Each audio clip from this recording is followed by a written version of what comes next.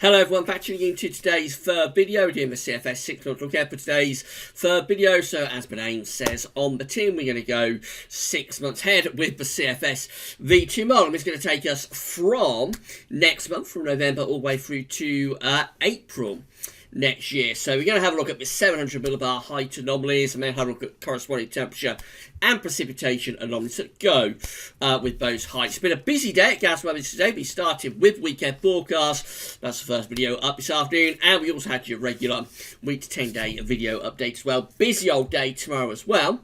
I'll talk you through that at the end of the video. But let's get on with it then. I'm going to start off with the 700 millibar height anomaly for November. Just 1 month away. So if everything's working correctly with the model, then this should be the most reliable part of the whole thing. Of course, the further out you go, the more unreliable it gets. So once you reach months 3, 4, 5, 6, then you are very much in the realm of just for fun and having a bit of a laugh at what the model is showing. Really, but the first couple of months, hopefully, there's a little bit of reliability there. So this is the 700 millibar height anomaly for November 2019. We can see that it really is a very Atlantic-driven zonal-looking signal. We've got above average heights sitting to our southwest, so a large ridge building in from the Azores into Spain and France. Below average heights up across Greenland and Iceland.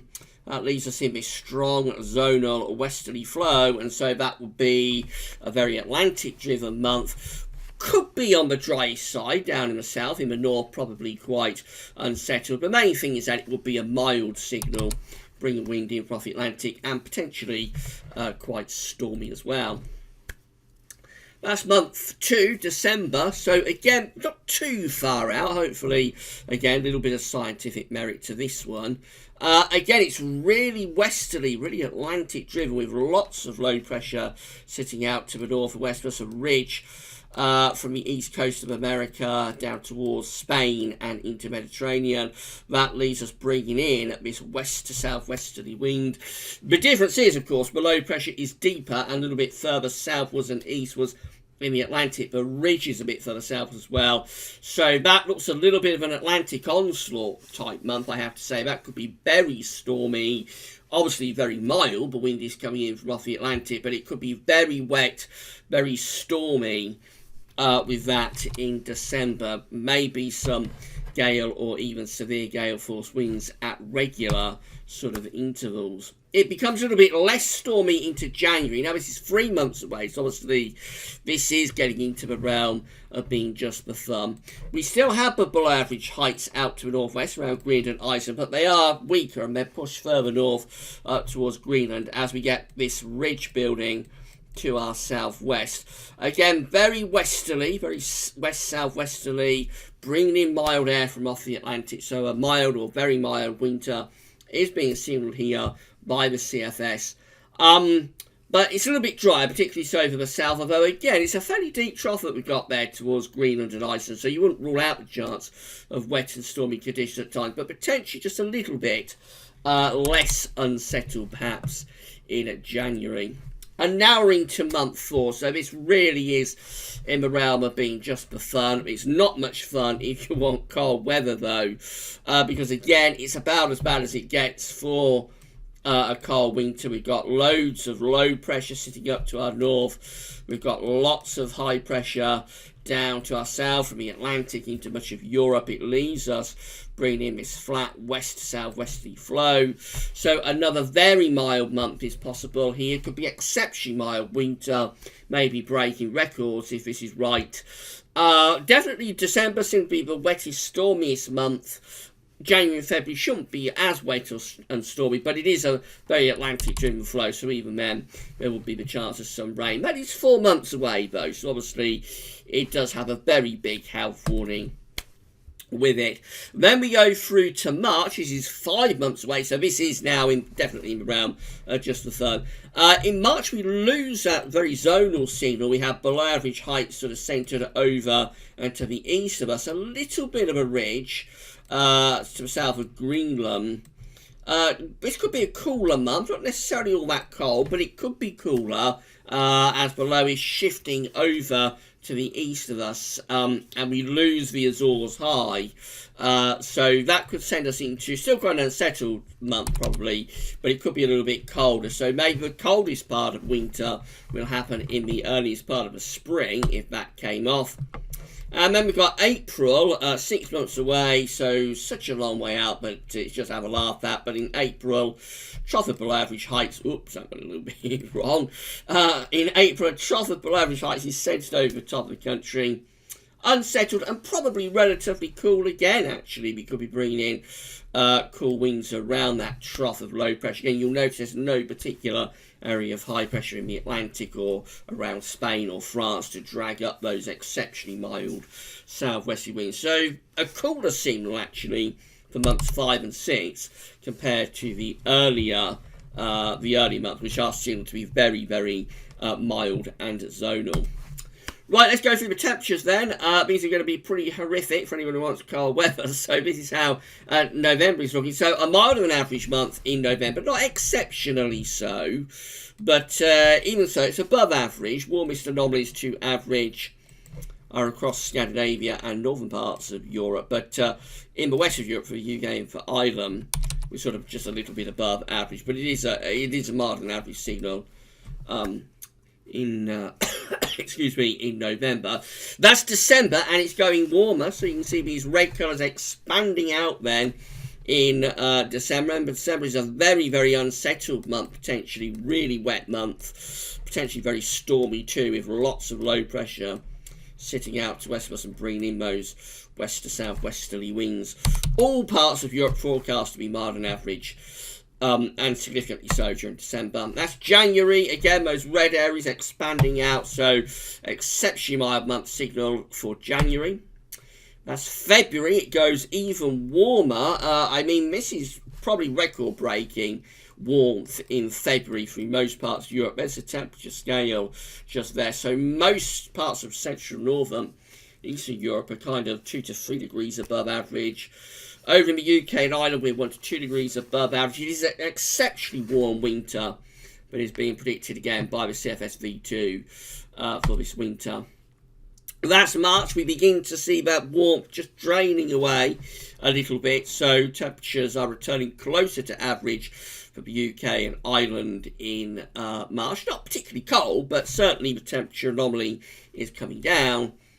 And then that's April finally. Again, a reduction in the warm temperature anomaly, so that for the UK and Ireland, our temperatures are close to average. Most other parts of Europe are still a little bit above average, but certainly the exceptional heat, I say heat because it is really exceptional, the exceptional heat that we had there in February, for example, by the time you get through to April, that's draining away.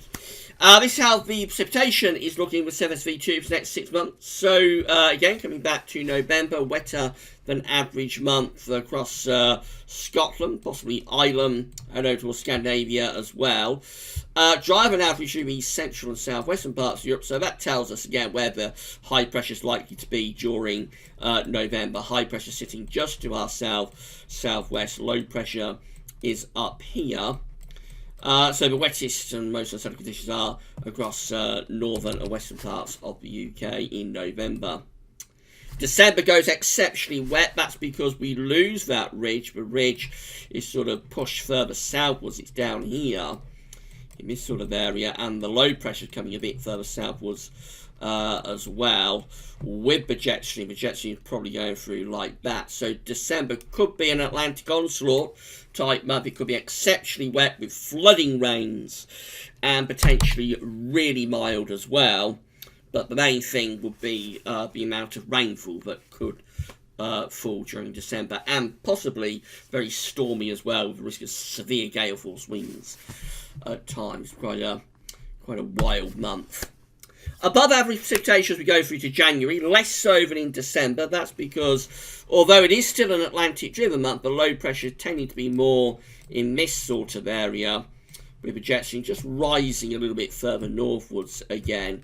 So it is an unsettled month, above average rainfall, but not as exceptionally wet as December. That's February, again, another wetter than average month, even wetter than January, really. So, again, we've just got the high pressure sitting to the southwest. We've got lots and lots of low pressure up to the north. On us, the Atlantic is through big time with jet stream. So, wet, exceptionally mild in February. The wet conditions continue into March, but of course in March, what's happening is that the low pressure is becoming more centred around here. There wasn't any particularly evident area of high pressure out to the northwest, but something must be sending that jet stream southwards. So we could have some higher pressure beginning to appear around here in March. And so that starts to send the jet stream a bit further southwards, perhaps. So March, and it's such a long way off that I shouldn't be going into this kind of detail. But if it came off as CFS is forecasting, then March is a 1 month, but might hold a little bit of colder and more wintry potential out of all of the winter months. And then in April, it just continues to be very wet. So this is a very, very wet 6 months coming up. And obviously there will be concerns about flooding if this comes off. By the time we get through to the spring, we will have had an exceptionally wet winter, potentially, and the rain, the deluge, just goes on into the spring as well. So we may well have grown things, I would have thought, by the time we get through to April, because low pressure again just continues to dominate, but this time the position of the low has changed, so it's more in that sort of area. Again, allowing the jet stream to come southwards, so April could be a very cool, wet, miserable type mid-spring month on that scenario. But as it's 6 months away, it really isn't worth worrying about. So, coming back to the more reasonable time frame, which is the next couple of months, it looks like both November, December are mild and Atlantic driven. Particularly though December looks like it could be a very, very wet month, potentially very stormy, but also really mild too. And then the CFS just wants a continuous Atlantic onslaught through the rest of the winter. So we will be shaping up, if it came off as this is suggesting, we will be shaping up to be a very mild through this winter, have an exceptionally mild winter, but also really wet as well. And obviously the rain will just continue to build and build and build. So by the end of winter, if it came off like this, we would be no doubt having really quite severe flooding problems. So flooding rains and exceptionally mild, that's a CFS forecast for the winter.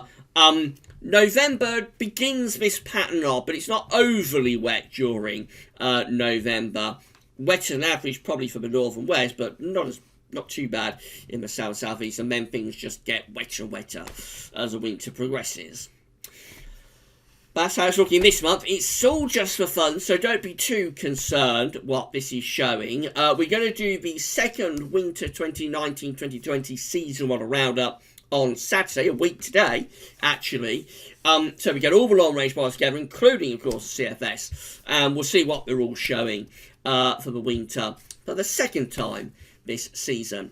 Now, tomorrow, we've got a very busy day coming up. Talking of long-range models, we will have the ECO, DOF, Metro France, and DWD long-range seasonal model update for you tomorrow. But again, we'll cover all the winter period.